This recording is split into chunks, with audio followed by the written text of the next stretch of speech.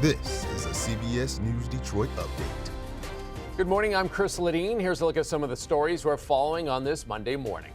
A developing and disturbing story out of Pontiac. A mother has been arrested after her 3 kids were found living alone in deplorable conditions. The 3 children were reportedly wearing soiled clothes and had matted hair and toenails that were several inches long when they were found. The kids were taken to the hospital for evaluation Friday and have since been placed in the custody of a relative by Child Protective Services. In Warren, a man has been charged after leading police on a chase that hurt an officer and a young girl. It happened last week. Michael Brooks is facing several felonies. Police say they tried to pull him over for an improper license plate.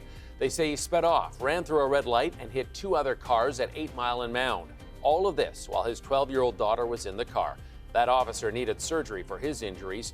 Police say he has an extensive criminal history. He's due in court at the end of the month.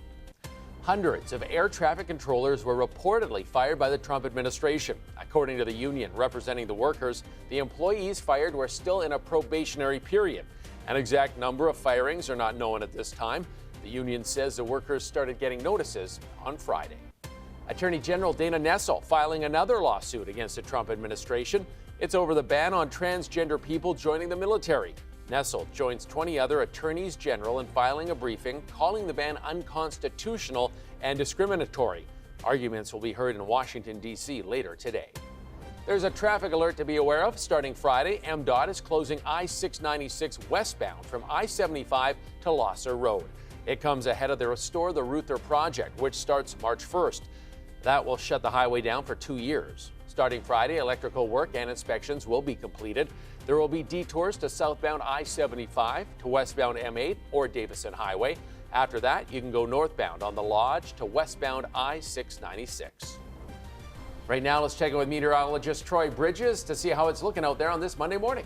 Good morning, Chris. We do have a little bit of snow adding up on some of the roadways this morning, much of that likely to be cleared fairly quickly. We are all about the cold air in the coming days with lower snow chances. We'll certainly take that after a snowy weekend. We'll see a few of those light snow showers on and off into the afternoon today with minimal accumulation and a high of only 19 degrees today. Temperatures really staying steady in the teens throughout the day, starting off in the teens and only going to a high of 19 officially later in the afternoon. Next weather futurecast shows a little bit of white on the screen, indicating a few of those very light snow showers coming in, some of this lake effect. A lot of cloud cover in place. Could see a break or two in those clouds late in the day. Clearing skies overnight allows for an even colder morning tomorrow with temperatures in the single digits. We're going to continue with that colder air for the next several days. Tomorrow we will be dry for the most part, and then Wednesday night we'll see a chance for a little bit more snow to build in into the early morning hours on Thursday. So